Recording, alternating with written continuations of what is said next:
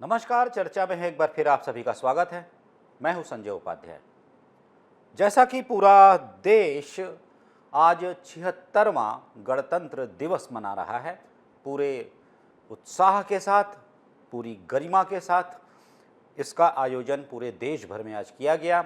अनेक ऐसे अवसर थे, अनेक ऐसे दृश्य थे जो कि कहीं न कहीं भावुक कर गए। कुछ ऐसे भी दृश्य दिखे जिन्हें कि अनुकरणीय माना गया, कुछ ऐसे भी दृश्य मिले जिन्हें कि भारत में एकता का ऐसा प्रतीक माना गया जिसे बार बार दोहराया गया है। भारत की आज़ादी के बाद से, संविधान के लागू होने के बाद से, मतलब भारत जब गणतंत्र का आकार ले रहा था, जब आकार ले चुका था, उसके बाद जब संविधान लागू होता है, उसके बाद यही बातें सर्वोपरि रखी गई, विभिन्नता में एकता। और यही कुछ दृश्य दिखा आज कर्तव्य पथ पर, जहां पर कि एक कहिए कि 76वां गणतंत्र दिवस समारोह था।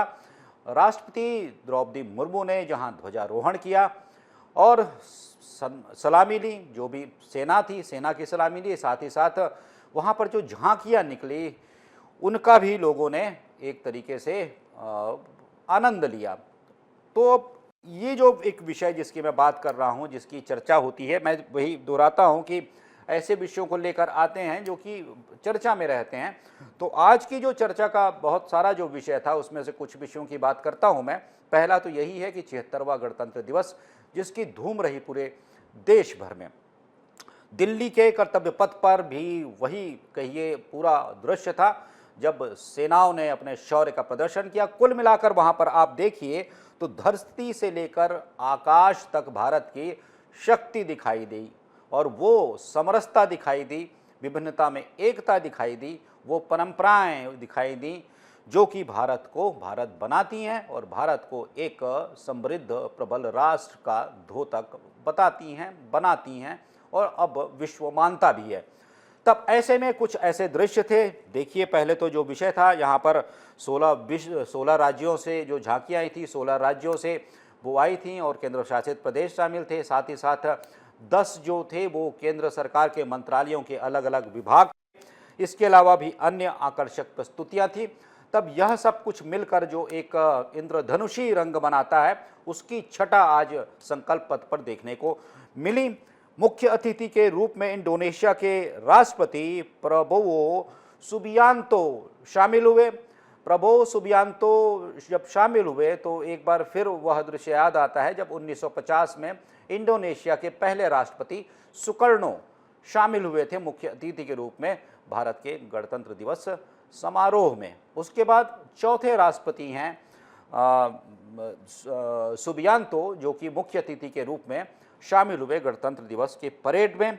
अब इसमें जो बहुत से विषय थे वो तो थे, लेकिन जो आकर्षक विषय थे जिनकी चर्चा हो रही है, मैं उसकी बात करता हूं। चर्चा ये हो रही थी कि इस झांकियों में, इन झांकियों में जब एक झांकी ऐसी निकलती है, उससे आप देखिए वो दृश्य देखकर सभी खड़े हो जाते हैं और वो दृश्य एक तरीके से उन्हें आकर्षित करता है। वह पूरा जो दृश्य होता है और वह है संविधान की किताब, मतलब संविधान का एक जो झांकी निकलती है उसमें संविधान होता है, मतलब भारत का संविधान जो है, कॉन्स्टिट्यूशन ऑफ इंडिया, वो होता है। और इसमें महत्वपूर्ण बात यह है कि जो संविधान की झांकी है, इसके साथ ही साथ संविधान के जनक बाबा भीमराव अंबेडकर की आवाज़ भी रहती है इसमें, मतलब उस पर उनकी आवाज़, बाबा साहब की आवाज़, और ये संविधान की झांकी। तो अब जब यह था तो इसे सामान्य भी माना जा सकता है, लेकिन अवसर भी था। 75वां साल है, 75वीं वर्षगांठ थी संविधान को पूरा होने की, लागू होने की, तो यह भी एक विषय था। लेकिन इसे कहीं ना कहीं दूसरे रूप में भी देखा जा सकता है, इस रूप में जैसे कि जब 2024 का लोकसभा चुनाव चल रहा था, तब इंडिया अलायंस, खासकर जो विशेषकर कांग्रेस है, वो भाजपा के खिलाफ एक नैरेटिव बनाने में लगी हुई थी। एक प्रकार का जनमानस के बीच ऐसा संदेश पहुंचाने की कोशिश की जा रही थी कि अगर तीसरी बार मोदी सरकार पूर्ण बहुमत के साथ या पूरी शक्ति के साथ अगर आ जाती है संसद में, तब संविधान को बदल दिया जाएगा, संविधान को छिन्न भिन्न कर दिया जाएगा। पता तमाम बातें हुआ करती थी और इस नैरेटिव को फैलाने में जो विशेषज्ञ हैं राजनीति के, वो मानते भी हैं कि काफ़ी सफलता भी प्राप्त हुई थी कांग्रेस को और इंडी अलायंस को। ये जो एक नैरेटिव था, इसे फैलाने में काफ़ी सफलता मिली थी और इसका परिणाम भी देखने को मिला था कि जो भारतीय जनता पार्टी 400 पार की बात कर रही थी, वह 240 सीटों पर आकर सिमट जाती है। तब ऐसे में उसके बाद शुरुआत होती है जब भारतीय जनता पार्टी इस नैरेटिव को तोड़ने की कोशिश करती है, और इस नैरेटिव को तोड़ने की कोशिशों में अगर माना जाए तो हरियाणा के फिर चुनाव होते हैं, महाराष्ट्र के चुनाव होते हैं, जहां पर कि भारतीय जनता पार्टी को बड़ी सफलता मिलती है। तो माना जाता था कि उस नैरेटिव के अगेंस्ट भाजपा ने काम किया था, लेकिन वो बात वहीं ख़त्म नहीं होती है, क्योंकि लोकसभा विधानसभा के जो इश्यूज़ होते हैं, विषय होते हैं, वो अलग हुआ करते हैं। तब ऐसे में भाजपा ने भी बहुत से अवसरों पर ये बताने की कोशिश की, खासकर गृह मंत्री अमित शाह ने भी संसद में इस बात का उल्लेख किया कि जितनी बार कांग्रेस ने संविधान के साथ छेड़छाड़ किया, उतना किसी ने नहीं किया। उन्होंने कहा था, अमित शाह ने, ये पूरा जो उन्होंने रिकॉर्ड बाकायदा तिथिवार और जो संशोधन हुए थे उनका उल्लेख करते हुए बताया था कि कांग्रेस ने अपने फायदे के लिए, अपने कहिए कि हित के लिए संविधान के साथ छेड़छाड़ किया था, जबकि मोदी सरकार ऐसा नहीं करती। और भी ऐसे कई अवसर देखे गए थे जब शपथ ली जानी थी, तब राहुल गांधी सहित जो इंडिया अलायंस के बहुत से ऐसे बड़े नेता थे जिन्होंने संविधान की किताब हाथ रख कर शपथ ली थी। तो एक प्रकार का वो जो नैरेटिव था उसे इससे भी जोड़कर देखा जा रहा है। हालांकि संविधान सभी का है और संविधान की वो झांकी मनमोहक थी, साथ ही साथ बाबा साहब डॉक्टर भीमराव अंबेडकर की वह आवाज़ जो कि इस संविधान के नायक हैं। तब यह एक दृश्य था जिस पर की बात हुई। दूसरा एक दृश्य था जो कि, जैसा मैंने कहा, कुछ विषय अनुकरणीय होते हैं, जो कि अनुकरणीय कहा जा सकता है। जो स्वच्छ भारत अभियान की एक शुरुआत की थी प्रधानमंत्री नरेंद्र मोदी ने प्रधानमंत्री बनने के बाद से ही, और स्वच्छ भारत अभियान की बातें उन्होंने एक तरीके से पूरे देश में बिखेरी थी, इस तरीके से कि वह अभियान जो था एक प्रकार का वह संकल्प बनता दिखाई दिया, और जो स्वच्छता है उसके प्रति उसे प्राप्त करने के लिए एक कहिए होड़ से भी दिखाई दी, एक प्रतिस्पर्धा भी दिखाई दी जो कि सकारात्मक है।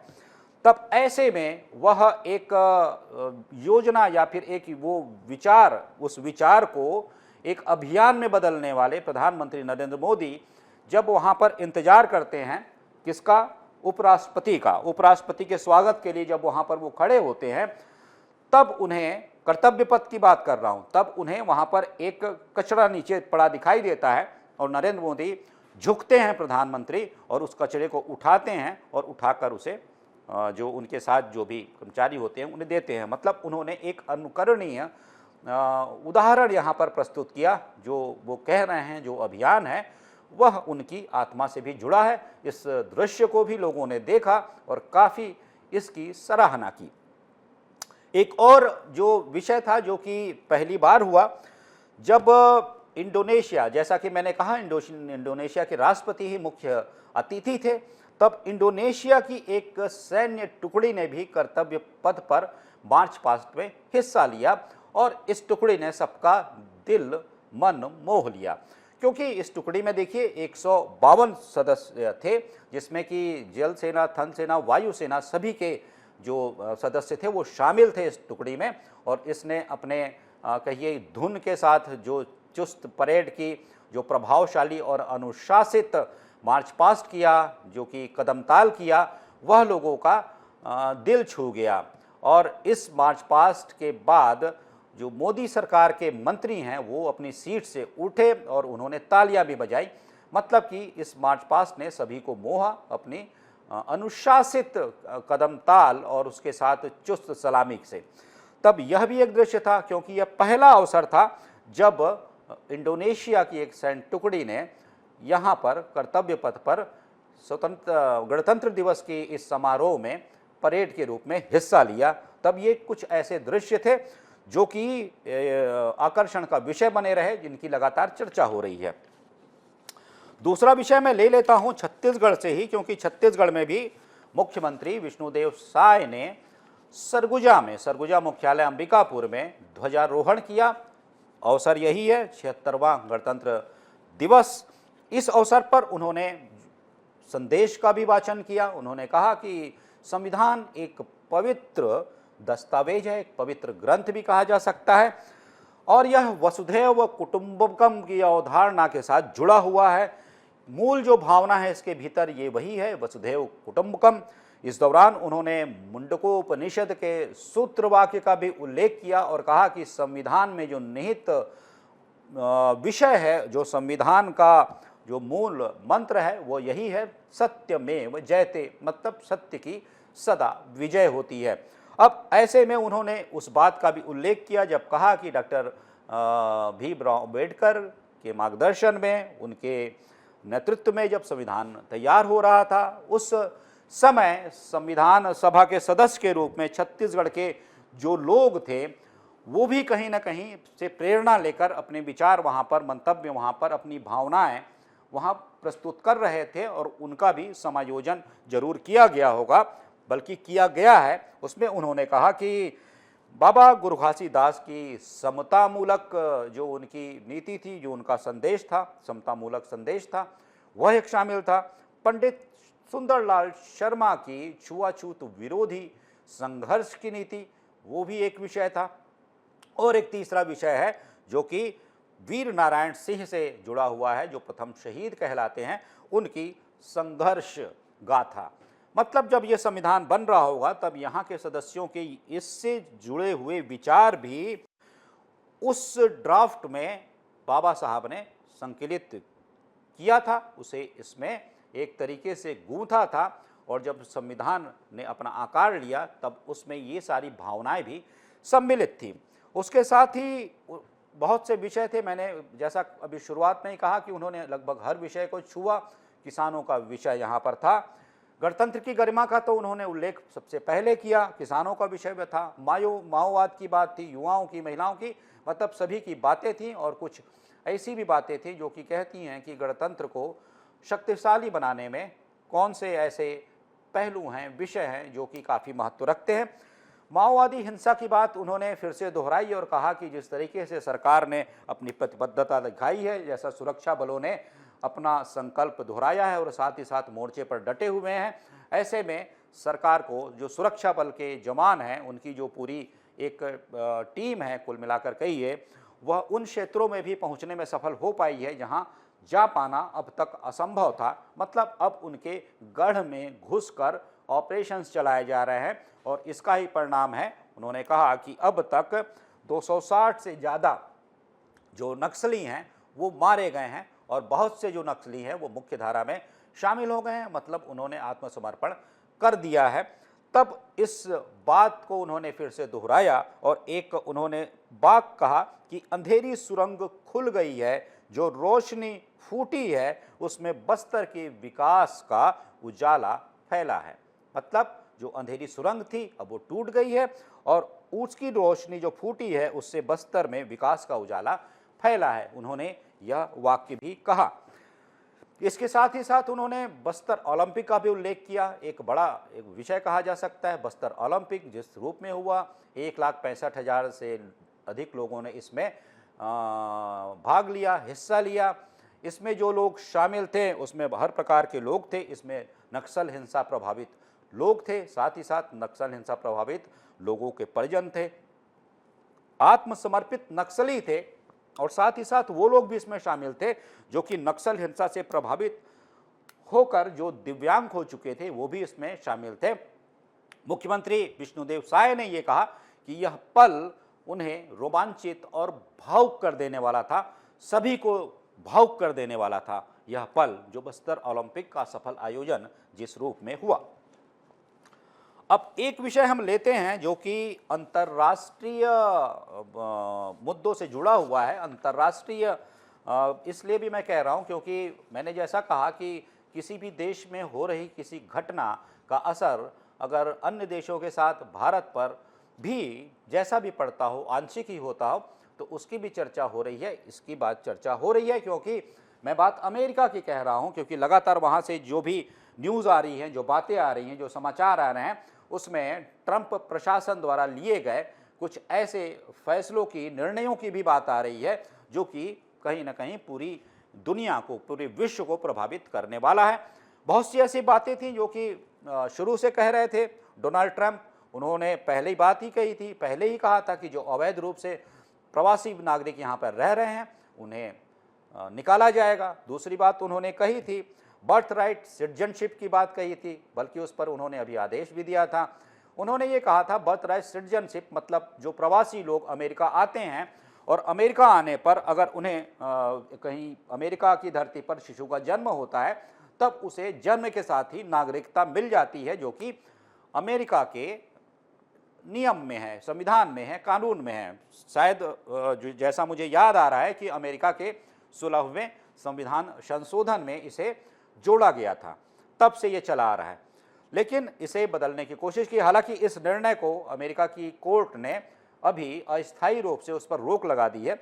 लेकिन तीसरी जो बड़ी बात थी जिसमें कि ट्रंप प्रशासन ने कहा था, डोनाल्ड ट्रंप ने कहा था कि वो विदेशों को दी जाने वाली अनाप शनाप जो मदद है वो बंद कर देंगे, और उन्होंने यही किया, जिससे कि पूरा विश्व एक तरीके से प्रभावित होने जा रहा है या हो रहा है या होना शुरू हो गया है। उन्होंने यह भी कहा था इस बात को लेकर कि जो इतनी बड़ी भारी जो कीमत होती है, मूल्य होते हैं अरबों के, खरबों के डॉलर्स में, और उन्हें विदेशों में मदद के रूप में दिया जाता है, तो इससे अमेरिका के संसाधन पर भी प्रभाव पड़ता है। हम उसे यहाँ उपयोग करेंगे, यहाँ उसका उपयोग बेहतर होगा इस देश को और अधिक समृद्ध और सशक्त बनाने में। जैसा कि उन्होंने अमेरिका फर्स्ट वाली बात कही थी, उसे लेकर उन्होंने यह सब निर्णय लेने शुरू कर दिए। अब देखिए इसका निर्णय क्या होता है, जो कि भारत के मैं संदर्भ में अगर बात करूं तो बांग्लादेश को दी जाने वाली सारी सहायताएं अमेरिका ने बंद कर दी है तत्काल प्रभाव से, सभी प्रकार की मदद बंद कर दी है। और इसमें जो कहा गया है, USAID एक एजेंसी है, उसने पत्र जारी कर यह जानकारी दी है, जिसमें कि अनुबंध अनुदान समेत जितने भी सहायता के कार्यक्रम हैं सभी पर तत्काल प्रभाव से रोक लगा दिए जाने की बात कही गई है। मतलब यह निर्णय सुना दिया गया है, मतलब बांग्लादेश को दी जाने वाली सभी मदद, जिसमें कि सभी प्रकार के प्रोजेक्ट्स भी हैं, सब पर स्टे लगा दिया गया है। अब इसके पीछे की एक बात सुनिए। हालांकि अमेरिकी प्रशासन ने या फिर राष्ट्रपति ने यह जो मदद रोकी है बांग्लादेश को, इसका कोई स्पष्ट कारण नहीं बताया है। लेकिन जैसा कि हम देख रहे थे, पिछली चर्चाओं में भी हमने देखा था कि जब डोनाल्ड ट्रंप राष्ट्रपति बने थे तब भारत के विदेश मंत्री एस जयशंकर ने उनसे एक भेंट की थी, और भेंट में उन्होंने बांग्लादेश में हिंदुओं पर हो रहे अत्याचारों का उल्लेख किया था, और इस विषय पर विस्तार से चर्चा भी हुई थी। और उन्होंने ट्रंप प्रशासन से बांग्लादेश पर कड़ी कार्रवाई करने का अनुरोध भी किया था। लेकिन जैसा मैं कह रहा हूं, यह जो निर्णय लिया है अमेरिका ने बांग्लादेश को हर प्रकार की जो सहायता दी जाती थी उस पर तत्काल रोक लगाने का, उसके पीछे कारण नहीं बताया है। लेकिन एक मैं परिप्रेक्ष्य इस संदर्भ में भी देख रहा हूं जिसकी चर्चा हो रही है अलग अलग प्लेटफॉर्म्स पर, कि यह भी एक विषय हो सकता है। हालांकि देखिए, मगर यह जो बांग्लादेश में जो मोहम्मद यूनुस सरकार है, इसके लिए बहुत बड़ा झटका है, क्योंकि एक तरीके से बड़ी सहायता अमेरिका से मिला करती थी बांग्लादेश को।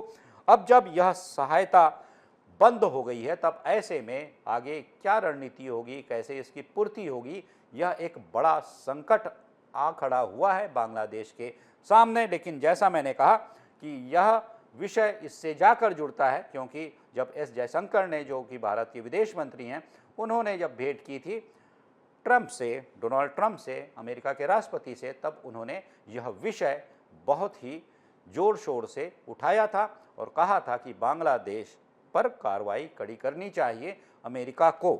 और भी कुछ ऐसी बातें की जा रही थी।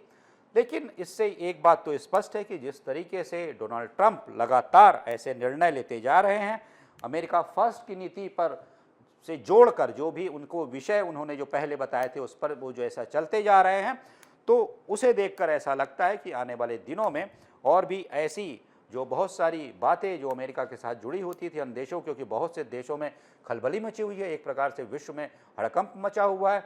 हम खाली इजराइल और यूक्रेन को छोड़ दें, आंशिक रूप से कुछ और को छोड़ दें, तो इससे सभी प्रभावित होने जा रहे हैं।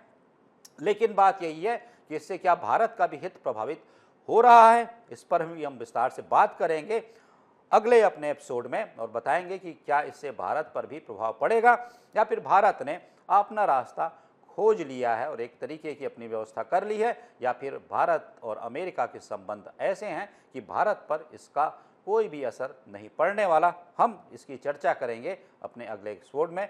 तो आज की चर्चा में सिर्फ इतना ही। किन्हीं महत्वपूर्ण विषयों पर फिर मिलेंगे, फिर बात करेंगे। तब तक दीजिए आज्ञा। नमस्कार।